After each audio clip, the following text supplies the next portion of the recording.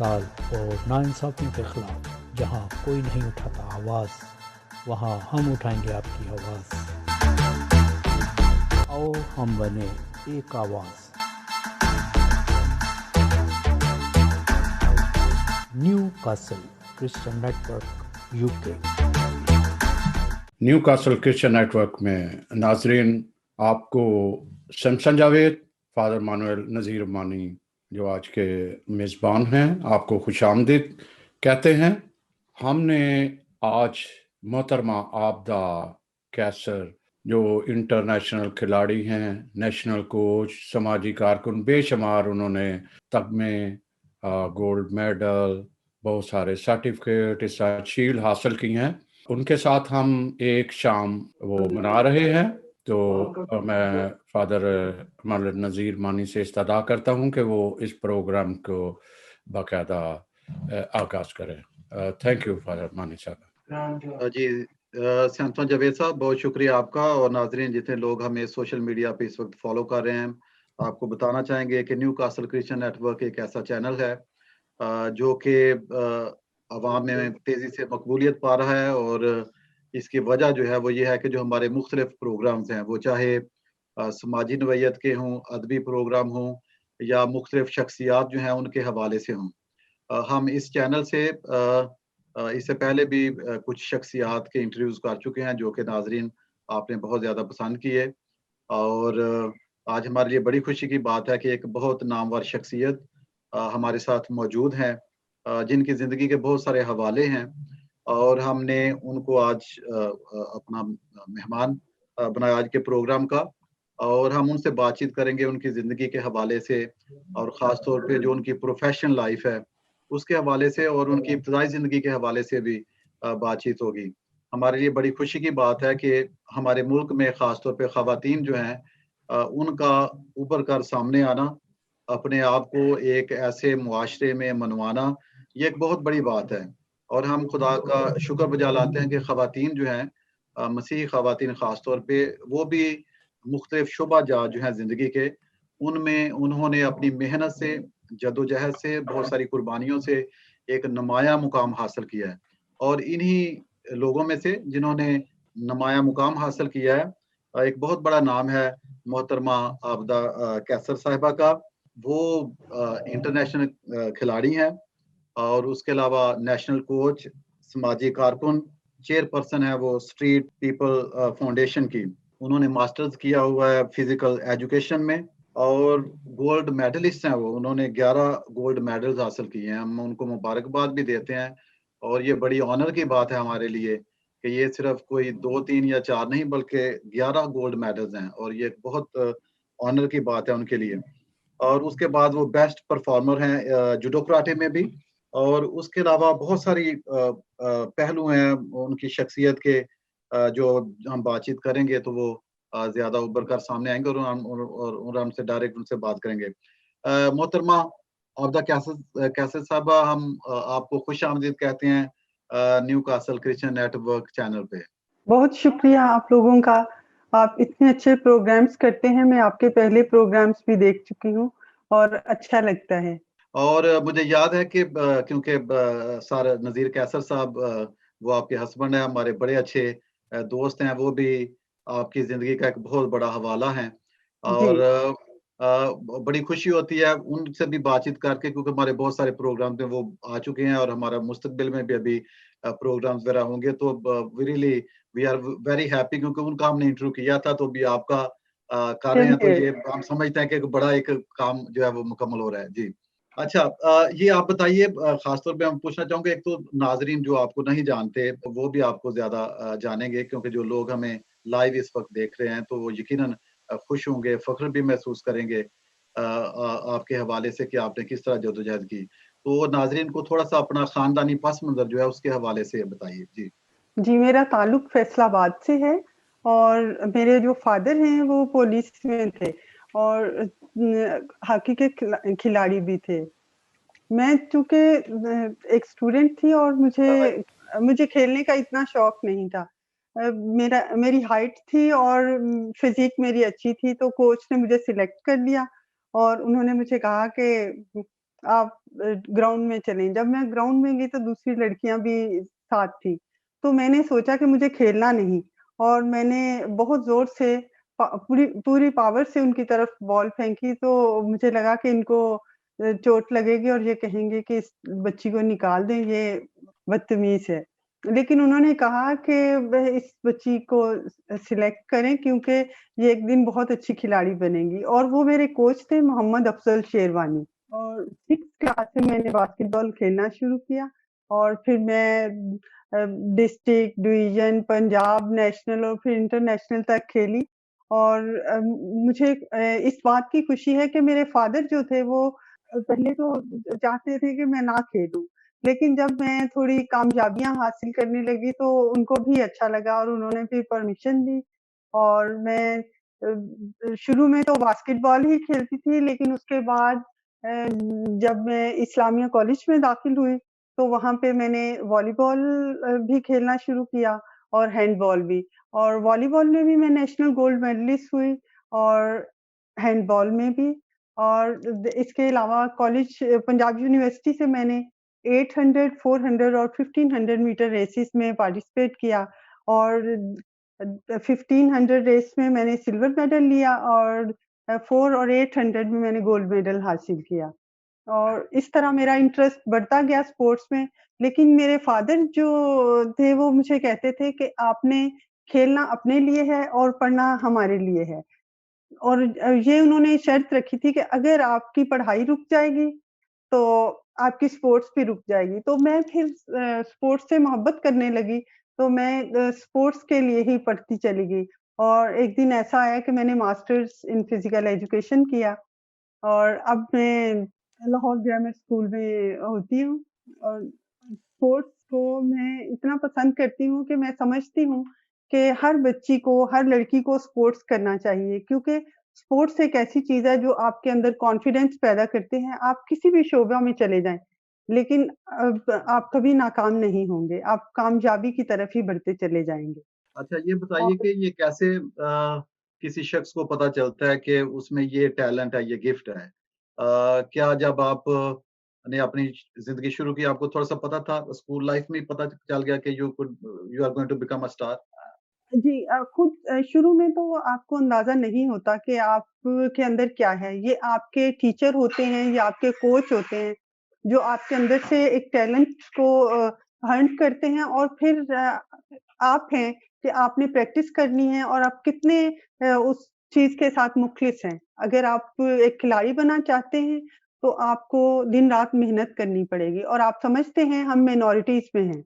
मैं इस बात को हमेशा से बचपन से मेरे ज़हन में ये होता था कि मैं माइनॉरिटीज़ में हूँ, मुझे अगर जीतना है, मुझे आगे बढ़ना है तो मुझे 6 स्टेप माइनॉरिटी की लड़कियों से आगे रहना है, कि अगर मेजॉरिटी को कोई खींच के पीछे भी लेके जाएगा, तो 1-2 कदम पीछे जाएगा।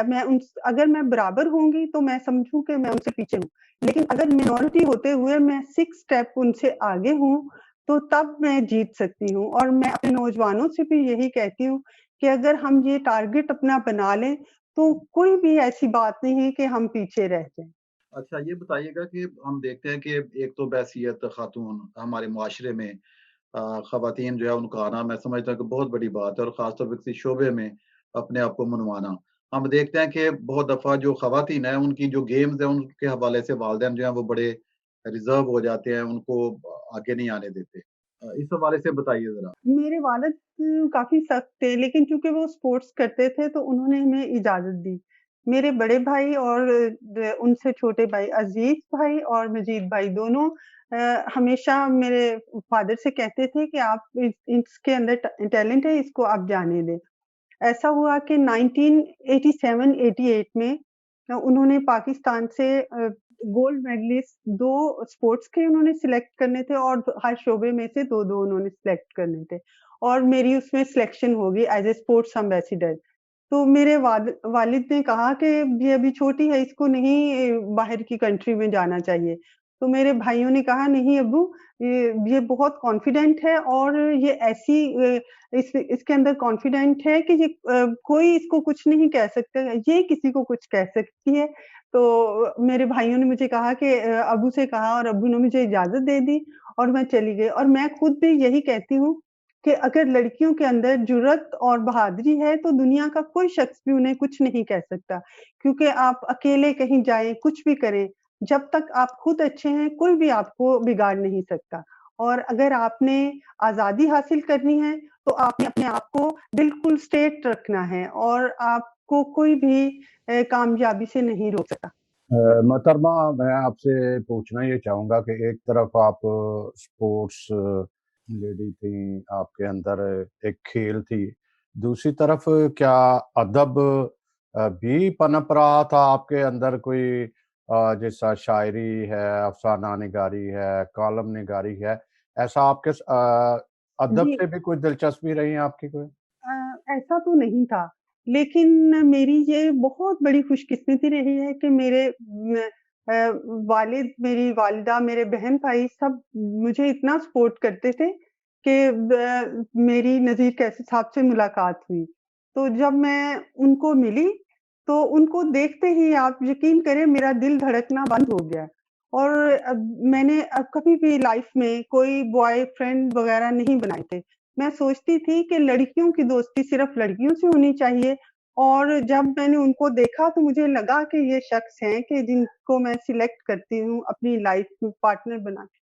और मैं बहुत लकी हूँ, मैं सोचती हूँ कि मैंने ज़िंदगी में बहुत अच्छे काम किए हैं जिसके सिले में मुझे नज़ीर कैसर मिले हैं। और अच्छा जब जी। वो मुझे मिले, जी। तो मुझे लिटरेचर से भी इतनी मोहब्बत हो गई। और अब ऐसा है कि मुझे लगता है कि उनकी सारी शायरी मुझे ज़ुबानी याद है। वो किसी मुशायरे में होते हैं, वो अगर कुछ सुना रहे होते हैं, वो भूल जाते हैं और मैं उनको याद दिलाती हूँ। और मैं इतनी अपने आप को लकी समझती हूँ क्योंकि मैंने ज़िंदगी में इतना अच्छा इंसान कोई नहीं देखा, जितने वो हैं। मैं यही पूछना चाह रहा था कि एक छत के नीचे आपकी बेटी भी माशाल्लाह बड़ी एक नामवर शायरा है, और आपके जी, जी। शौहर नामदा तो एक बड़ी लेवल के जो इंटरनेशनल शोहरत याफ्ता हैं, जिन्होंने फिल्मों में भी जी, लिखा। बिल्कुल जी, वो उनकी ऐसी बेटी भी। शख्सियत हैं जी। कि जिनको लीजेंड कहा जाता है। उनकी शायरी ऐसी है कि उनकी शायरी से बहुत से स्टूडेंट्स सीखते हैं। उनका ही एक शेर मैं आपको सुनाती हूँ। हर्फ से कौंपलें निकल आईं, हर्फ से कौंपलें निकल आईं, मेरा लिखा पढ़ा कबूल हुआ। कबूल होगा। वाह, वाह, वाह! और दुनिया अच्छी लगती है, रब अच्छा लगता है। दुनिया अच्छी लगती है, रब अच्छा लगता है। अच्छी आँखों वालों को सब अच्छा लगता है। और ये उनकी फ़िलॉसफ़ी है। उन्होंने कभी किसी शख्स को बुरा नहीं कहा। वो हर किसी की तारीफ़ करते हैं और वो कहते हैं कि इंसान के अंदर ख़ामियाँ भी होती हैं और खूबियाँ भी। और मैं समझती हूँ कि मैं एक स्पोर्ट्स लेडी थी, थोड़ी टफ़ एंड रफ़ थी।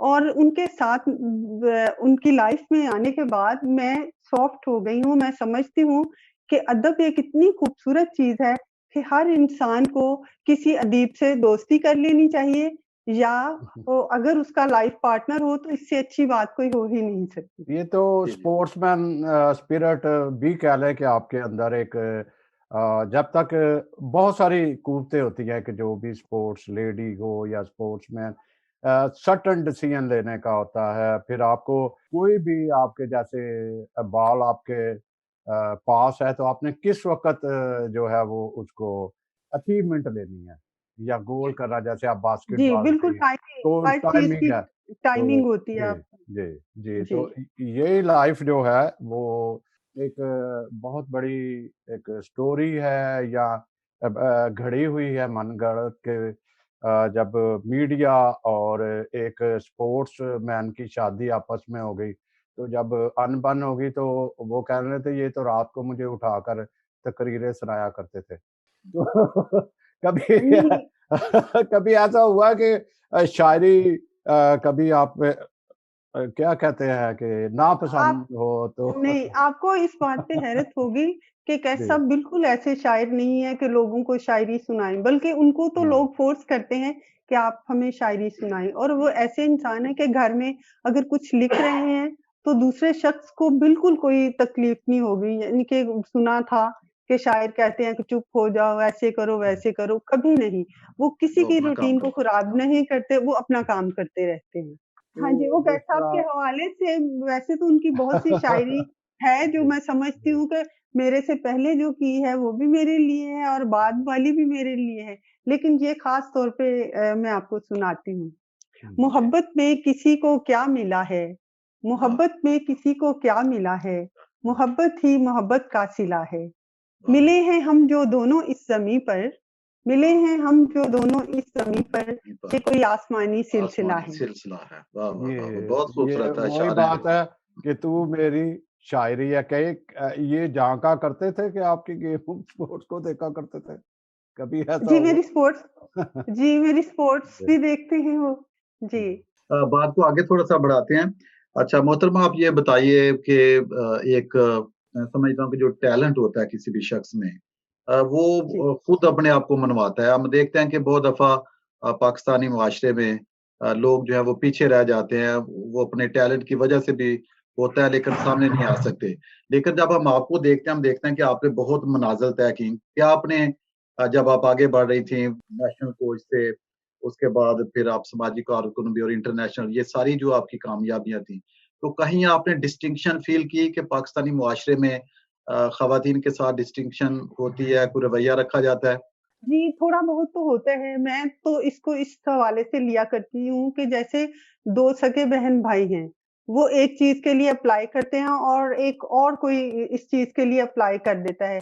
लेकिन वो जो करीबी लोग होते हैं, लोग उनको चांस ज़्यादा देते हैं।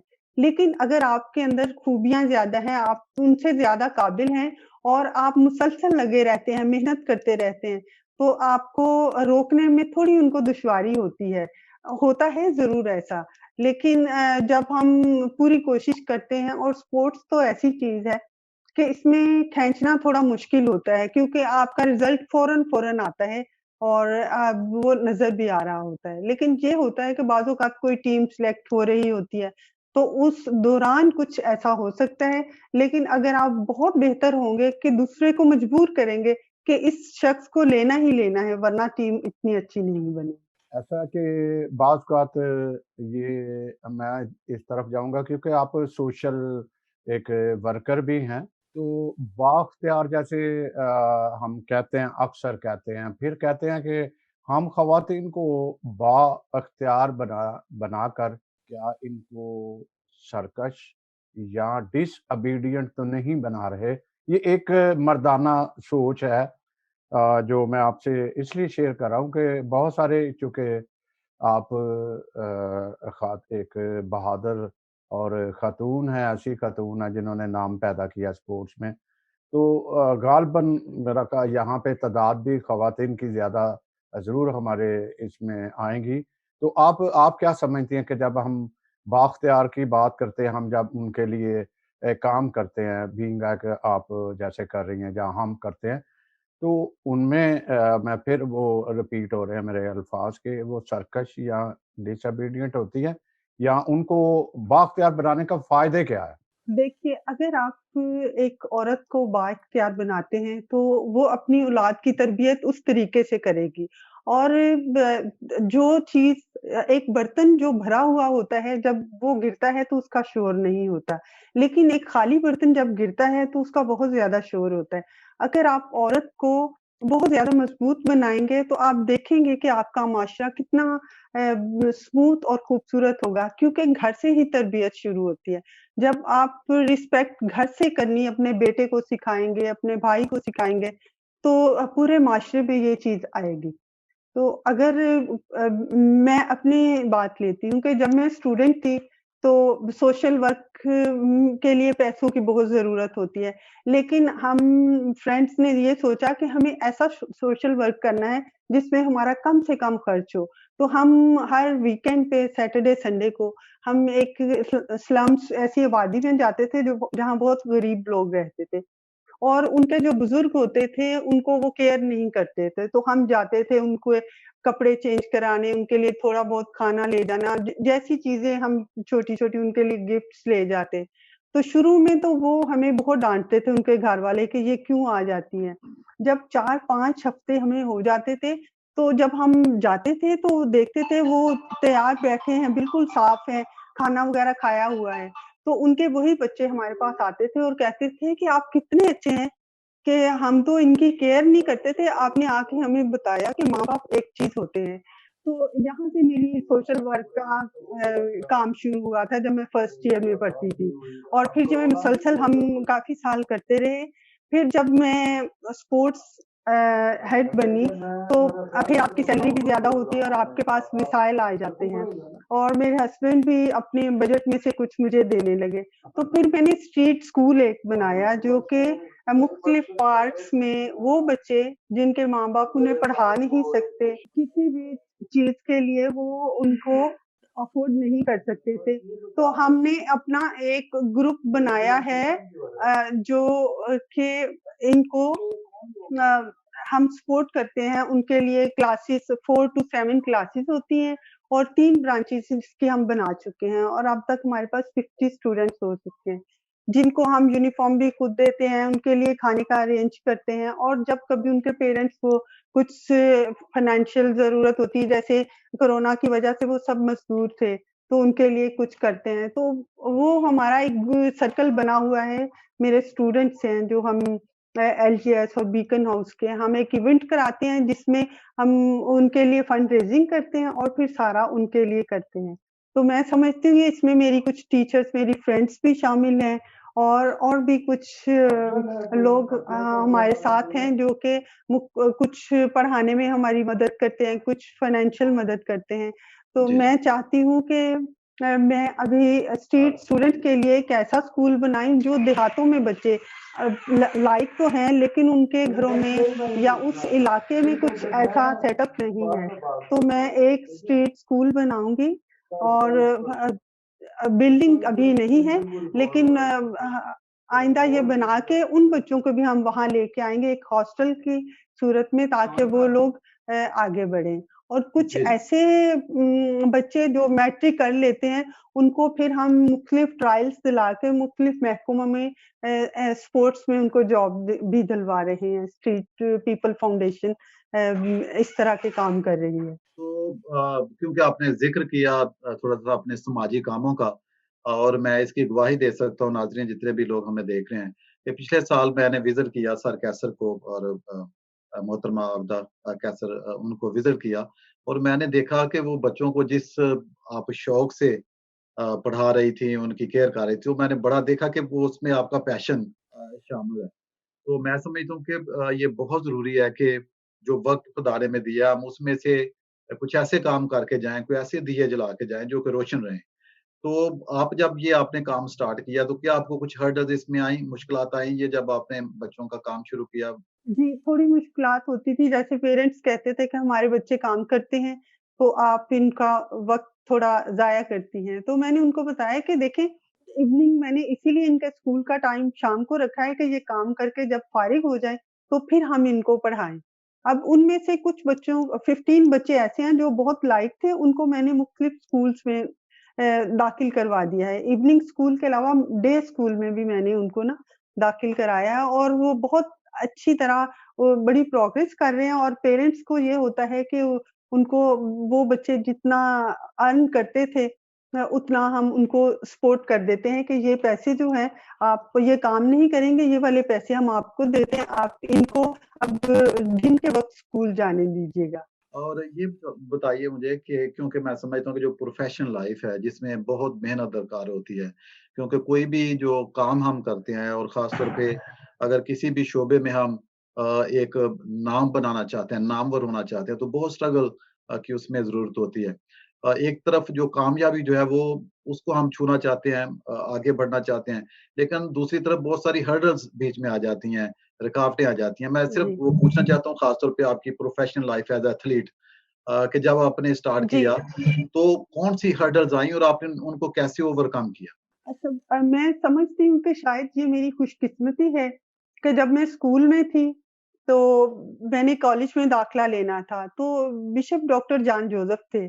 तो मैंने जब मैट्रिक कर लिया तो मैंने उनको बताया कि मैं आगे पढ़ना चाहती हूँ, तो अभी मेरी मुझे ना तकरीबन 1 साल का मैं गैप लेना चाहती हूँ, तो सेक्रेड हार्ट स्कूल है, वहाँ अगर मैं स्पोर्ट्स टीचर लग जाऊँ, तो मैं अपनी नेक्स्ट पढ़ाई के लिए अपनी इतनी अमाउंट जमा कर लूँगी कि मैं कॉलेज में दाखिला ले सकूँ।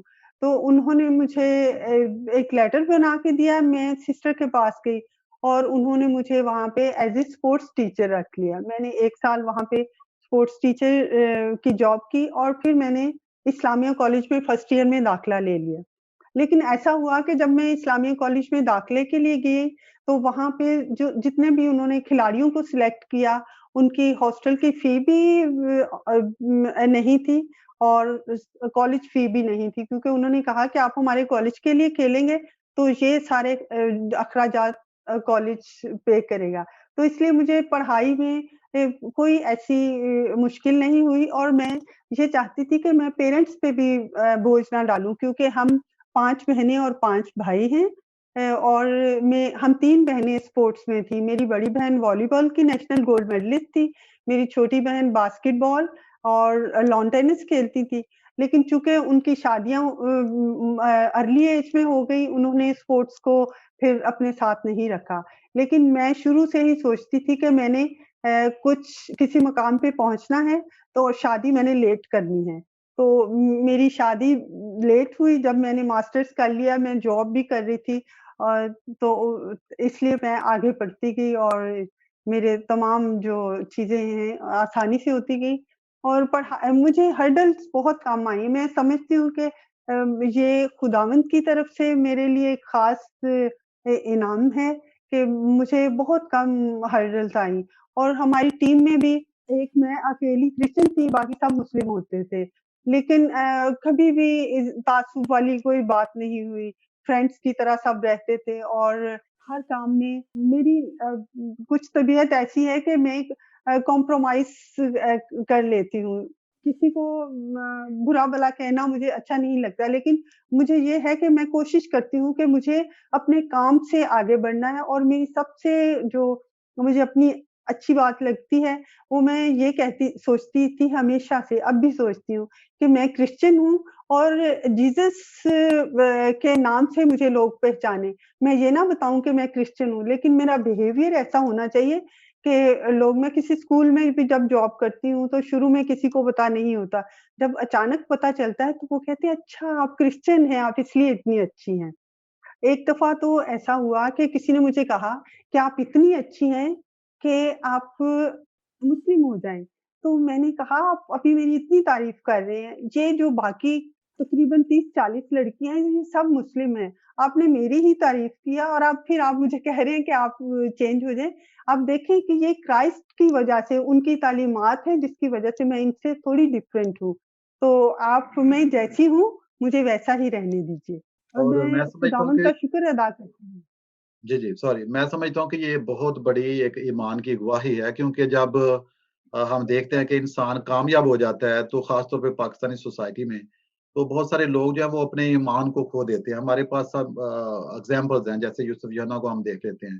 तो मैं समझता हूँ कि ये आपने बड़े ईमान की गवाही दी है कि आप अपने ईमान में लेकिन मैं आपको यूसुफ यूहन्ना की ये बताती हूँ कि उनके पास एक तो एजुकेशन नहीं थी, दूसरा ये है कि उनको अपनी मज़हब की भी एजुकेशन नहीं थी। मैं तो क्लास 3-4 से ही पहले मैं सेक्रेड हार्ट स्कूल में पढ़ती थी, वहाँ भी चर्च जाते थे और मैं यूथ की बहुत ही ज़्यादा एक्टिव मेंबर थी और इस सारी तरबियत में मेरे पेरेंट्स के साथ-साथ मेरे फादर्स बिशप, मेरी सिस्टर्स, उनका इतना ज़्यादा कंट्रीब्यूशन है कि मैं उनको भी बहुत ज़्यादा रिस्पेक्ट देती हूँ और मैं समझती हूँ कि आज मैं जिस मुकाम पे हूँ, उनकी तरबियत है, मेरे पेरेंट्स की तरबियत है और अब मैं एक फैमिली लाइफ में हूँ और मैं समझती हूँ कि ये मेरे हस्बैंड की भी ग्रेटनेस है, जो मैं अभी तक एक्टिव हूँ। आजकल मैं रिवर राफ्टिंग, स्कीइंग और रॉक क्लाइंबिंग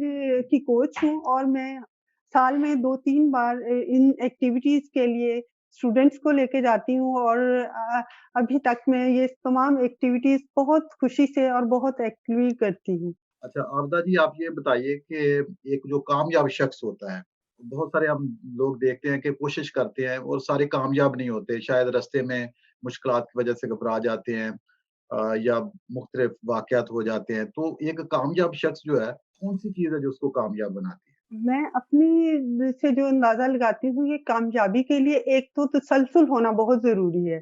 जैसे आप कुछ कर रहे हैं, बीच में आप छोड़ के कुछ और करना शुरू कर देते हैं, बीच में कुछ और करना शुरू कर देते हैं।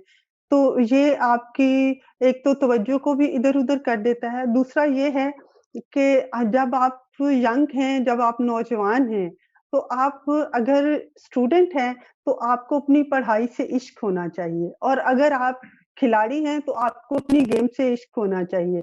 अगर आपकी तवज्जो अ, इधर-उधर भटकती है, तो फिर आप समझते हैं कि आप कुछ ऐसा कर रहे हैं कि जो आप अपनी मंज़िल तक नहीं पहुँचे। ऐसा है जैसे अगर कोई खिलाड़ी बनना चाहता है, लेकिन वो खेल की तरफ तो तवज्जो नहीं देता, उसकी तवज्जो किसी और तरफ होती है और वो कहता है कि मैंने खिलाड़ी बनना है। मैं जब छोटी एज में थी, तो जैसे मैं बास्केटबॉल या थ्रो बॉल, हैंडबॉल, रेसिंग के लिए मैं स्कूल के अलावा 2-2 3-3 घंटे बास्केटबॉल की शूटिंग करती थी और मेरे कोच मोहम्मद अफ़ज़ल शेरवानी जो मैं उनको अपने फ़ादर का दर्जा देती हूँ।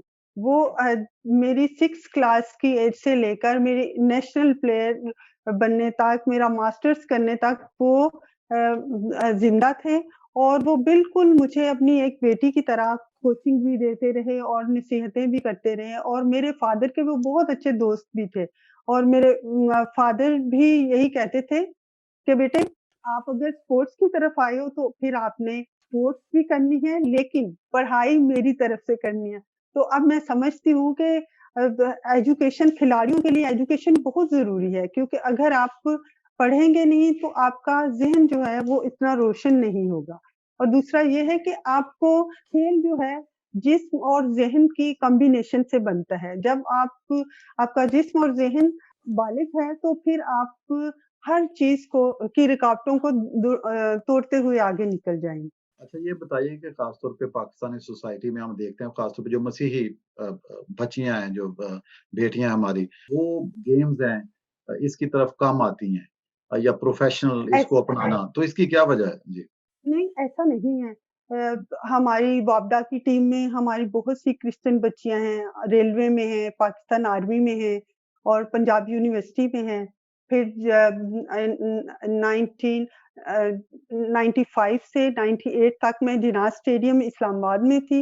उस वक़्त तकरीबन 20 क्रिश्चियन बच्चियाँ थीं, उनमें से हैंडबॉल में थी, बास्केटबॉल में थी, एथलेटिक्स में थी और ये सब बच्चियाँ अब अच्छे ग्रेड पे वापडा में हैं, कुछ मुख्तलिफ महकमों में चली गई हैं। ऐसा नहीं है कि क्रिश्चियन बच्चियाँ पीछे हैं, बल्कि मैं समझती हूँ कि क्रिश्चियन बच्चियाँ बहुत स्पोर्ट्स में आगे निकल रही हैं। अच्छा ये बताइए कि जैसे हमारी कामयाबी होती है ज़िंदगी में जो हम कामयाबी हासिल करते हैं, तो उसमें जी, बहुत सारे लोग उसमें शामिल होते हैं हमारी कामयाबी में। जब हम पीछे मुड़ के देखते हैं, हम कहते हैं कि ये शख्स ना होता, जी। तो शायद ये ना होता, अगर वो ये नसीहत ना होती तो ऐसे ना होता। तो जब आप अपनी ज़िंदगी को देखती हैं, तो आपकी ज़िंदगी में कौन से वो लोग हैं जिन्होंने बहुत अहम और नुमायाँ किरदार अदा किया? पेरेंट्स, बहन-भाइयों के अलावा मेरे coach Mohammad Afzal Sherwani, doctor bishop John Joseph, convent की सिस्टर्स, कैथेड्रल की सिस्टर्स और मेरी फ्रेंड्स हैं।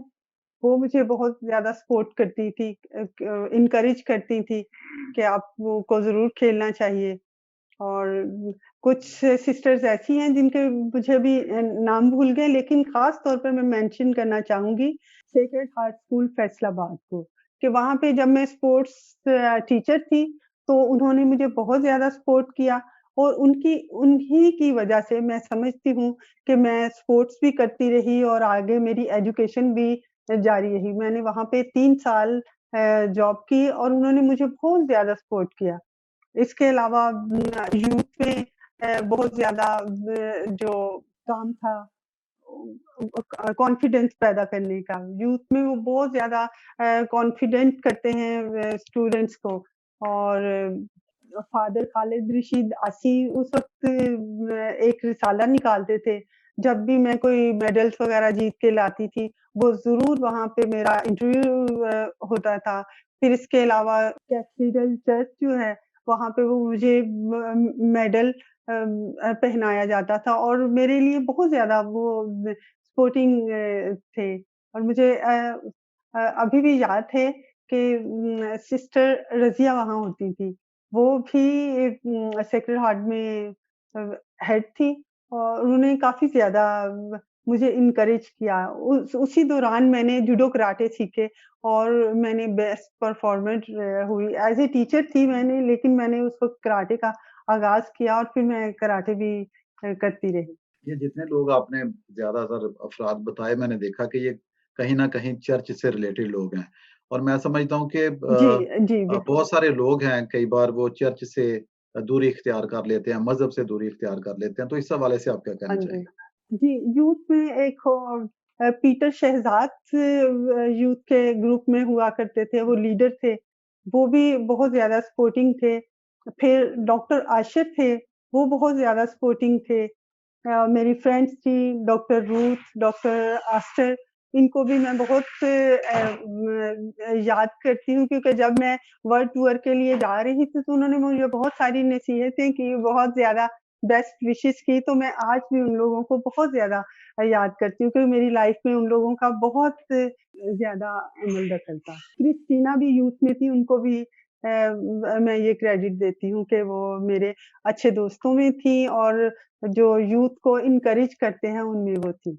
बिल्कुल और मैं समझता हूँ जैसे मैंने पहले भी कहा कि ख़ास तौर पे जब हम यूथ के साथ रिलेट करते हैं, एक्टिविटीज़ होती हैं और ख़ास तौर पे बहुत सारे प्रोग्राम जो चर्च के प्लेटफ़ॉर्म से होते हैं, तो वो हमारी ग्रूमिंग करते हैं। मेरा ये सवाल था कि बहुत सारे जी, लोग जो है वो बिल्कुल करते हैं। चर्च से जो दूरी इख्तियार कर लेते हैं या मज़हब से दूरी इख्तियार कर लेते हैं, तो आप क्या समझते हैं कि वो क्या वजह है जो चर्च से दूर चले जाओ। आप देखिए आपकी ज़िंदगी में बहुत ज़्यादा किरदार अदा किया, फ़ादर्स ने किया, आपने फ़ादर खालिद का, उनके रिसाले का ज़िक्र किया, आपने सिस्टर्स का ज़िक्र किया। जी, जो लोग दूरी इख्तियार करते हैं मेरे ख़्याल उनके अंदर खुद कुछ कमी रह जाती है, जो वो कुछ लोग होते हैं ना वो अपनी नाकामियों को दूसरों पे डाल देते हैं और जब इंसान इस तरह सोचता है तो वो फिर चीज़ों से दूर होते जाते हैं। शायद घर की तरबियत का कुछ इस तरह असर होता है कि उनको घर से एनकरेजमेंट नहीं मिलती। अगर आपको घर से एनकरेजमेंट मिले तो आप फिर मुख्तलिफ जगहों पे जाके अपने आप को नुमायाँ कर सकते हैं और वाक़ई वो एक ऐसा वक़्त होता है जो लोग दूरी इख्तियार करते हैं। हो सकता है किसी की बात से वो लोग हर्ट हो जाते हैं और पीछे हट जाते हैं। लेकिन ये सोचना चाहिए कि जीसस ने हमें यही सिखाया है कि अगर कोई आपके एक गाल पे थप्पड़ मारे तो दूसरा भी आगे कर दे। इसका ये मतलब नहीं कि फ़िज़िकली कोई आपको मार रहा है, कि अगर आपको कोई पीछे खींच रहा है तो आप कोशिश करें कि आपने आगे बढ़ना है। आपने डरना नहीं, घबराना नहीं क्योंकि अगर आप कुछ करेंगे तो आप ज़रूर आगे निकलेंगे और सबसे जो मैं समझती हूँ कि हमारी कम्युनिटी में नाकामी की जो वजह है ना, बहुत से बच्चे ऐसे हैं जो ड्रग्स यूज़ करते हैं, नशे की तरफ चले जाते हैं। और ये ऐसी चीज़ है जो आपको अपनों से भी दूर कर देती है और फिर आप अपने आपके माँ-बाप होते हैं। सबसे पहले तो अपने पेरेंट्स, अपने बहन-भाइयों से दूर होते हैं। फिर उसके बाद सेकंड स्टेप आपका चर्च होता है। आप चर्च के लोगों को भी फिर ज़ाहिर है मेरा ये ख़्याल है कि जो ये लोग बहुत हमदर्दी के मुस्तहिक होते हैं, जो नाकामियों में घिर जाते हैं, हाँ, हमारा फ़र्ज़ है कि उनको हम उठाएँ। बल्कि जो कामयाब हो रहे होते हैं, जीसस भी कहते हैं कि मैं उनके लिए नहीं आया जो तंदुरुस्त हैं, मैं तो बीमारों के लिए आया हूँ और मेरी यही कोशिश है कि जो मैं स्ट्रीट चिल्ड्रन के लिए काम कर रही हूँ और मुख्तलिफ जगहों पे मैं जॉब्स के लिए लोगों से कहती हूँ, जो ज़रूरतमंद और काबिल टीचर या जिस भी शोबे में हैं, मैं उनके लिए जॉब्स का भी अरेंज करती हूँ और इसमें मेरी कोशिश होती है कि मैं इंसानियत के नाते हर किसी की हेल्प करूँ। अपनी कम्युनिटी के तो करती ही करती हूँ, लेकिन मैं इसके साथ कोई हिंदू है, सिख है, मुस्लिम है, मैं समझती हूँ कि हर इंसान की हमें मदद करनी चाहिए क्योंकि जीसस ने भी यही कहा था कि इंसानियत जो है, उसकी आपने हेल्प करनी। जी। अच्छा ये बताइए कि जो ख़ास तौर पे आपकी ज़िंदगी का समाजी पहलू है, जिसमें आप बच्चों की रहनुमाई कर रही हैं, उनको पढ़ा रही हैं और ये जो समाजी काम है, तो ये जब आपने शुरू किया ख़ास तौर पे ये जो स्ट्रीट चिल्ड्रन का है, तो ये आपको कैसे ख़्याल आया? और इस ख़्याल को अमली जामा पहनाने के लिए आपने क्या इक़दामात किए और क्या आपको मुश्किलात आई और आपने उनको ओवरकम किया? हम जिस सोसाइटी में रहते हैं, वो काफ़ी वहाँ पे हाई क्लास के लोग रहते हैं। तो वहाँ पे देहातों से आके ना लोग छोटे-छोटे घर लेते हैं और फिर उनके घरों में काम करते हैं। तो जो हमारे घर में खातून काम करने आती थी, ये कोई 4 साल पहले की बात है। तो उसके 2-3 बच्चे थे और वो सबको साथ लाती थी और काम उनसे करवाती थी। तो मुझे अच्छा नहीं लगता था कि छोटे बच्चों से काम करवाया जाए। मैं उनसे कहती थी, "आप काम करें, बच्चे नहीं काम करेंगे।" तो मैंने पूछा, "ये पढ़ते हैं?" कहती, "नहीं।" तो मैंने उनके लिए बुक्स वगैरह खरीदी। जिस वक़्त वो काम कर रही होती थी, मैं उनको पढ़ाने के लिए बैठ जाती थी। और फिर हमारे घर के बिल्कुल साथ पार्क थी। तो समर वेकेशन था। तो दिन मैं और कैसा वॉक के लिए जाते थे, तो बहुत से बच्चे वहाँ आए होते थे। तो हमने पूछा कि बेटा आप इधर क्यों आ जाते हैं? तो वो कहते हैं हमारे घर वाले काम करने चले जाते हैं, तो हमें कहते हैं घरों में नहीं रहना। आप छोटे बच्चे हैं, आपको कोई नुकसान ना हो जाए। तो वो पार्क में तकरीबन 30-35 बच्चे होते थे। तो मैंने फिर सोचा कि मैं पार्क में ही स्कूल स्टार्ट करती हूँ। तो मैंने वहाँ से स्टार्ट किया। तो अब तकरीबन मेरे पास 50 से अबव स्टूडेंट्स हैं, जिनमें से मैं 15 बच्चों को तो स्कूल्स में दाखिल करा चुकी हूँ, डे स्कूल में भी। वो भी इवनिंग में आते हैं स्कूल होमवर्क वगैरह के लिए। लेकिन मेरी कोशिश है कि मैं इन तमाम बच्चों को, इनकी फैमिली से अब इतनी अंडरस्टैंडिंग हो गई है कि उनकी कोई माली मदद कुछ भी हो, तो अब वो मुझे रिगार्ड करते हैं और वो अपने बच्चों को पढ़ाने के लिए खुशी-खुशी से भेजते हैं। मैं उनके लिए कोई फंक्शन करूँ, वो खुद भी आते हैं। और मैं समझती हूँ कि खुदावंद ने ये बहुत अच्छा किया है। और कैस साहब ने एक दिन मैं पढ़ा रही थी तो उन्होंने एक शेर मुझे सुनाया कि ये आपके बच्चों के लिए और आपके लिए है। दिए की लौ में बच्चे पढ़ हाँ, रहे हैं, दिए की लौ में बच्चे पढ़ रहे हैं, में मेरे घर में इबादत हो इबादत हो रही है। रही है। वाह, वाह, वाह! बहुत बहुत खूबसूरत, ये उनकी गज़ल बहुत खूबसूरत है, मुझे पसंद है। इसके 1-2 हाँ और जी, अशार हैं। जी, एक इसका शेर है कि जी, परिंदे उड़ रहे हैं दायरों में, दरख्तों की हिफाज़त हो रही है। तो बहुत खूबसूरत जी। उनका कलाम है और मैं आपको एप्रिशिएट करता हूँ। मैं समझता हूँ कि आप उनका कलाम सुन-सुन के और जिस अंदाज़ से आप पढ़ती हैं, आपका वो शेर पढ़ने का भी असलूब बहुत अच्छा है और आपको ये ज़ुबानी कलाम याद हो गया। मैं समझती हूँ कि आपको जिससे मोहब्बत हो, उसकी हर चीज़ से मोहब्बत होनी चाहिए। बहुत बहुत खूबसूरत बात की आपने। अच्छा, ये बताइए कि आपने शुरू में थोड़ा-सा ज़िक्र किया था 1987-1988 का, जब आप स्पोर्ट्स एम्बेसडर के तौर पर कनाडा आपने टूर किया, तो उसके हवाले से बताइए? जी, वो एक मेरा खूबसूरत टूर था, कनाडा वर्ल्ड यूथ एक्सचेंज का प्रोग्राम था। तो उसमें ये था कि पाकिस्तान से 2 स्पोर्ट्समैन, एक गर्ल, एक बॉय को सिलेक्ट करना था। तो मैं बास्केटबॉल की बेस्ट प्लेयर थी, तो जब इंटरव्यू वगैरह मिनिस्ट्री ऑफ एजुकेशन की तरफ से ये गया था, उन्होंने स्पॉन्सर किया था। तो मैं इंटरव्यू पे गई, सारा हुआ और मेरी सिलेक्शन हो गई। वहाँ जब हम गए तो बहुत ही अच्छा लगा। 2 डेज़ के लिए एजुकेशन डे होता था, फिर वर्क प्लेसमेंट पे जाना होता था और स्पोर्ट्स का भी साथ कोचिंग वगैरह होती थी। तो ये मेरा एक ख्वाब था। मेरी आंटी कनाडा से आई तो वो ज़िक्र कर रही थी कि कनाडा इतना खूबसूरत है, ये है, वो है। तो मैंने अपने बड़े भाई से एक दिन कहा कि मैं कनाडा जाना चाहती हूँ। तो वो कहते कैसे जाना चाहती हूँ? मैंने कहा बस मैं जाऊँगी।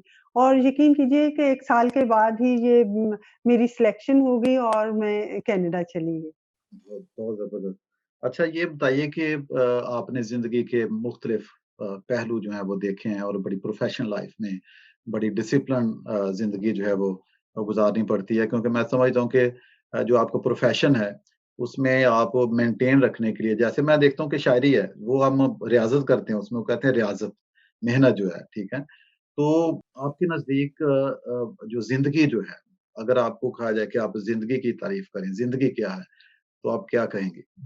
ज़िंदगी की तारीफ़ यही है कि आप हर चीज़ के लिए एक टाइम मुकर्रर करते हैं और आपने उस टाइम पे चलना है। जैसे घड़ी अपनी रफ़्तार में चलती है और अगर उसका सेल कहीं लूज़ हो जाता है, ख़राब हो जाता है, तो घड़ी वहीं रुक जाती है।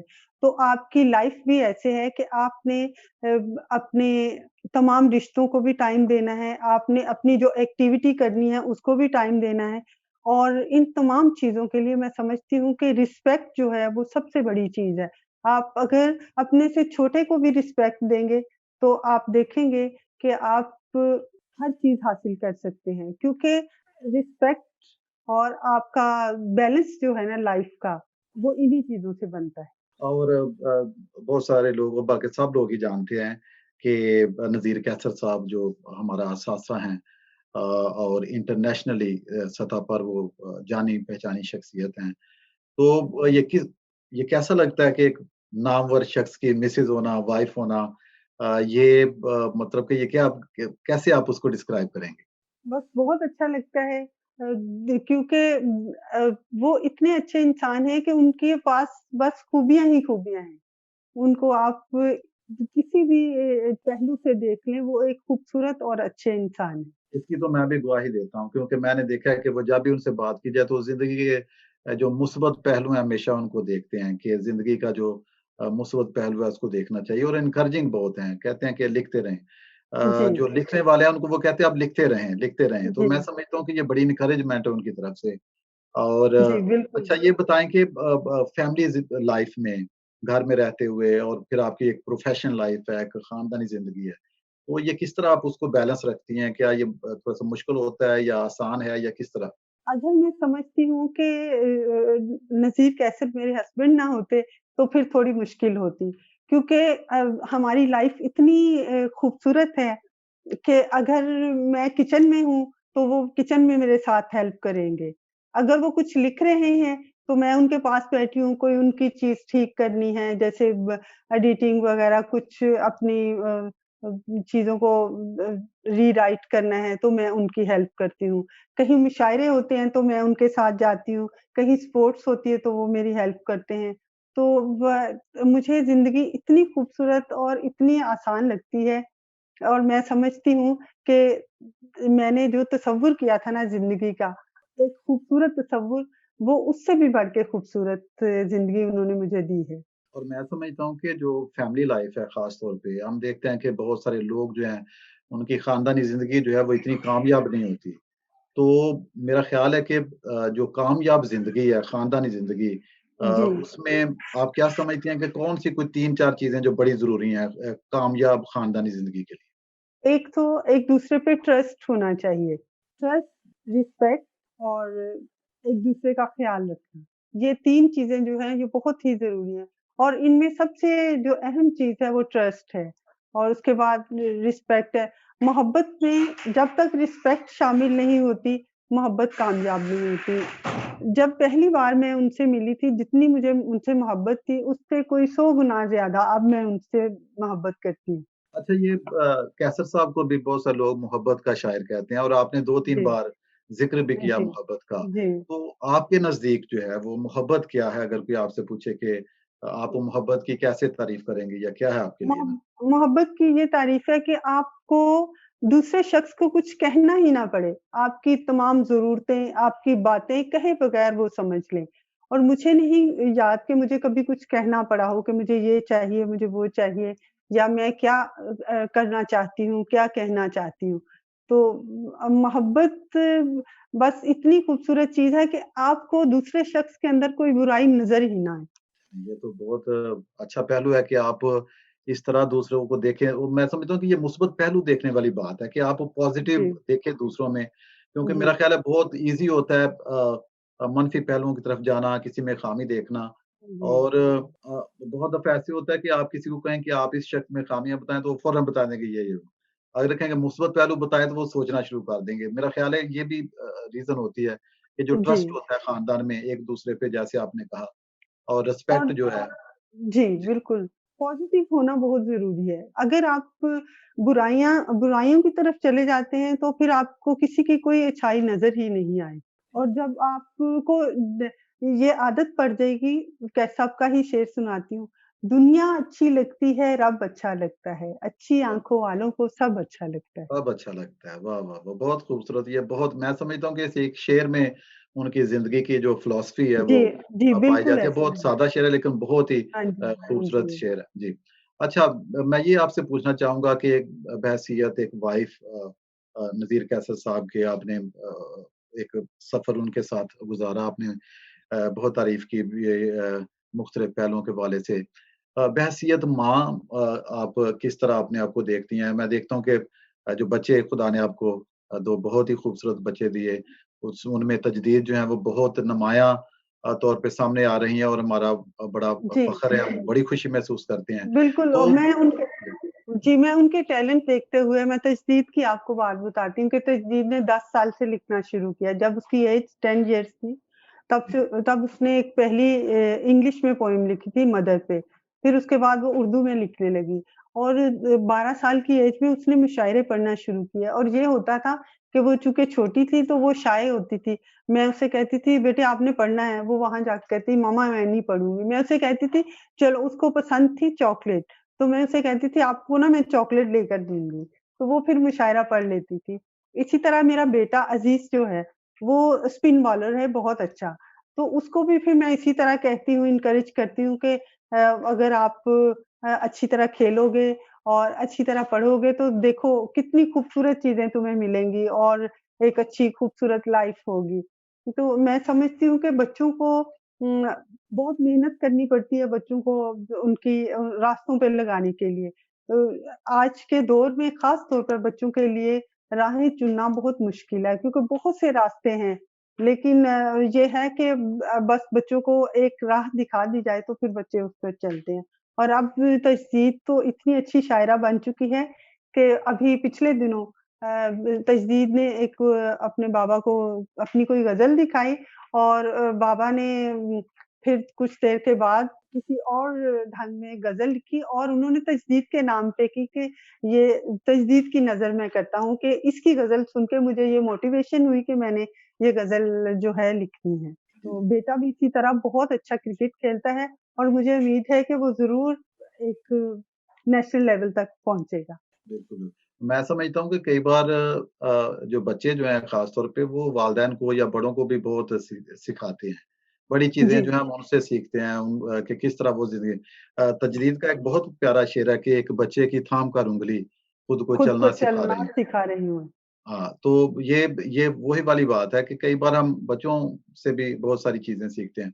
अच्छा ये बताइए कि बहुत दफ़ा कहा जाता है कि ख़ास तौर पे जो जनरेशन गैप है हम देखते हैं अपने इर्द-गिर्द ख़ानदानों में कि बहुत सारे नौजवान जो हैं वो अपने वालिदैन को उनकी बातें नहीं उस तरह मानते जैसे माननी चाहिए। वो कहते हैं कि शायद आप थोड़े-से ओल्ड फैशन हो गए हैं या आपको पता नहीं है ये कैसे दुनिया जा रही है और वो अपना वालिदैन की नसीहत को नहीं देखते सुनते और वो ये होता जी, वो इस ये हवाले से होता आप है क्या कहें? कि बच्चे अंडर एस्टिमेट करते हैं, लेकिन बहुत जो बच्चे अच्छे होते हैं, वो अपने माँ-बाप की बात समझते हैं, सुनते हैं और वो वही बच्चे फिर आगे बढ़ते हैं क्योंकि पेरेंट्स ने एक लाइफ का तजुर्बा किया होता है और वो अभी उस दहलीज पे होते हैं कि उन्होंने अपने वालिदैन के तजुर्बे से आगे निकलना होता है। तो तजदीद अब जो भी लिखती है, जो करती है, तो अपने फ़ादर को चेक कराती है, उनको फ़ॉलो करती है और यही वजह है कि वो एक अपनी सीधी राह पे जा रही है। इसी तरह बेटा भी है, वो भी मुझे इस बात की खुशी है कि बेटी जो है वो एक शायरा बन गई है और बेटा स्पोर्ट्स करता है, वो मुझ पे चला गया है। तो मैं यही खुदावंद का शुक्र अदा करती हूँ कि उन्होंने बचपन से लेकर अब तक मुझे इतना कुछ दिया है कि मैं खुदावंद की इतनी ज़्यादा शुक्रगुज़ार हूँ और इसके साथ-साथ मैं अपने चर्च के तमाम लोगों की जिन्होंने मुझे गाइड किया फ़ादर रहमत राजा भी मुझे याद आए हैं, वो भी यूथ में हुआ करते थे, वो भी बहुत ज़्यादा एनकरेज करते थे। खुदावंद उनको यकीनन अपने माशाअल्लाह। पास बुला लिया है और वो एक ख़ास जगह पे होंगे। बिशप जॉन जोसेफ भी जा चुके हैं, लेकिन मैं सबके लिए अभी भी वही मेरे दिल में उनके लिए रिगार्ड है, जो उन्होंने मेरे लिए किया। अपने जो मेरे कोच थे उनमें असद इमैनुअल साहब, जिनको मैं एक भाई का दर्जा देती हूँ। जब मैं गवर्नमेंट स्कूल में थी, तो तब वो मेरे कोच थे और उन्होंने मुझे बहुत ज़्यादा गाइड किया और आज भी वो मुझे गाइड करते हैं। मैं उनकी इतनी ज़्यादा रिस्पेक्ट करती हूँ क्योंकि क्रिश्चियन कम्युनिटी के वो एक बहुत ही बड़े सतून उनको कहा जा सकता है। जब वो बास्केटबॉल के जनरल सेक्रेटरी थे, तो वो बहुत ऊपर चली गई थी। आजकल वो चुकवाल के जनरल सेक्रेटरी हैं और उन्होंने उस गेम को भी बहुत आगे बढ़ाया है। मेरे दिल में उनके लिए भी बहुत ज़्यादा रिगार्ड है क्योंकि उन्होंने भी मेरी 6-7 की लाइफ़ से लेके अब तक वो मुझे सपोर्ट करते आ रहे हैं और उन्होंने मुझे बहुत ज़्यादा गाइड भी किया है। और मैं समझता हूँ कि ये लोग जो हमें गाइड करते हैं, ये जी, हमारी यादों का एक हिस्सा बन जाते हैं। बिल्कुल और बनते हैं। और खूबसूरत यादें उनकी होती हैं और मैं समझता हूँ कि हमें जैसे-जैसे हम आगे बढ़ते हैं, तो हमें भूलना नहीं चाहिए अपने माज़ी को, उन जी, उन बिल्कुल। किरदारों को जो हमारी ज़िंदगी में जी, अहम बिल्कुल। किरदार अदा करते हैं। लेकिन बहुत दफ़ा देखा गया है कि बहुत सारे लोग जैसे ही कामयाबी मिलती है, तो पीछे भूल जाते हैं, जो कि इस तरह नहीं होना चाहिए। नाज़रीन, न्यू कासल क्रिश्चियन नेटवर्क पे मोहतरमा आबिदा कैसर जो हैं, उनका इंटरव्यू जो है वो हम कर रहे हैं। वो गोल्ड मेडलिस्ट हैं, इंटरनेशनल खिलाड़ी हैं और ना सिर्फ गोल्ड मेडलिस्ट बल्कि उन्होंने 11 गोल्ड मेडल जो लिए हैं। तो ये बड़े हमारे लिए फ़ख्र की बात है हमारी कम्युनिटी के लिए। वो नेशनल कोच हैं, समाजी कारकुन हैं, वो बच्चों की तालीम और तरबियत कर रही हैं। स्ट्रीट चिल्ड्रन जो हैं उसमें उनको पढ़ाती हैं, नौशो-नुमा करती हैं और मैं समझता हूँ कि ये एक बहुत अहम काम है जो कि वो सारे अंजाम दे रही हैं और उसके साथ-साथ अपनी ख़ानदानी ज़िंदगी जो है, उसके तकाज़ों को पूरा कर रही हैं और अपनी ज़िंदगी को बहुत बैलेंस तरीके से आगे लेके जा रही हैं। आबदा जी, बहुत शुक्रिया आपका। मैं समझता हूँ कि जो 1 घंटा जो है ऐसे गुज़र गया है और यकीनन जो आपसे बातचीत हुई है ज़िंदगी के मुख्तलिफ पहलुओं के हवाले से, आपकी प्रोफ़ेशनल लाइफ़ जो है उसके हवाले से जो नाज़रीन हमें सोशल मीडिया पे देख रहे हैं, वो यकीनन उससे बहुत कुछ सीखेंगे अपनी ज़िंदगी के लिए और आपके बारे में ज़्यादा और उनको जानने का मौका मिला और हमें भी और ज़्यादा आपकी ज़िंदगी के पहलुओं को जानने का मौका मिला।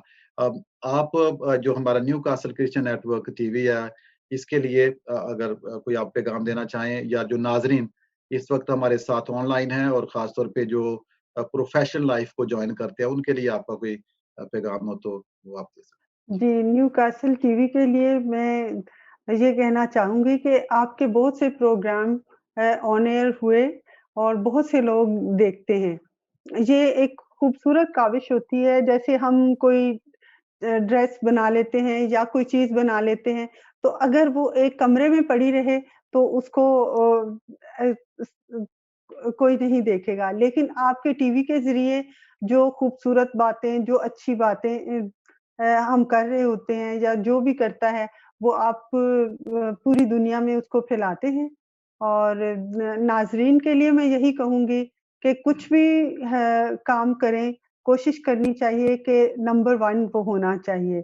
उसमें पूरी ईमानदारी से होना चाहिए और मैं मदर टेरेसा को इतना ज़्यादा लाइक करती हूँ, उनकी मैं बुक्स पढ़ती हूँ जब, तो उनमें इतनी ज़्यादा आजिज़ी होती है, इतनी ज़्यादा इनकिसारी होती है।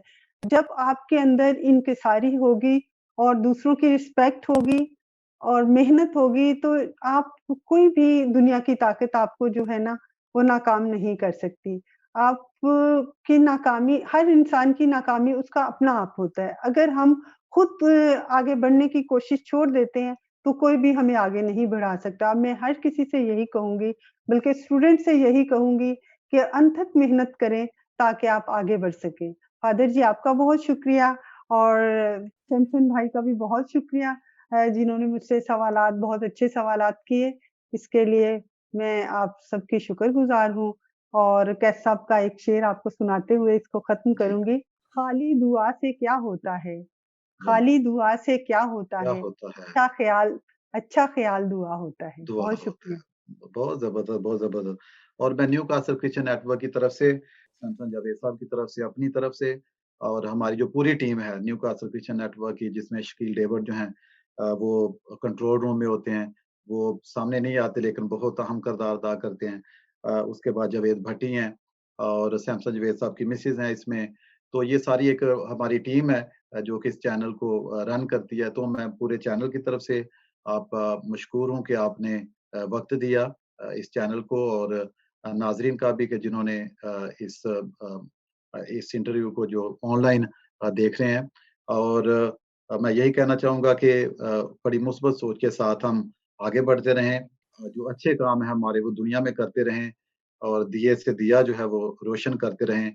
मैं समझता हूँ यही हमारी ज़िंदगी का मकसद है और इसीलिए खुदा ने हमें भेजा है कि हम अपने होने का जो किरदार जो है वो अदा करें। खुदा हम सब का हामी और नासर हो, खुदा हम सब की मदद करे। पाकिस्तान ज़िंदाबाद। ज़िंदाबाद।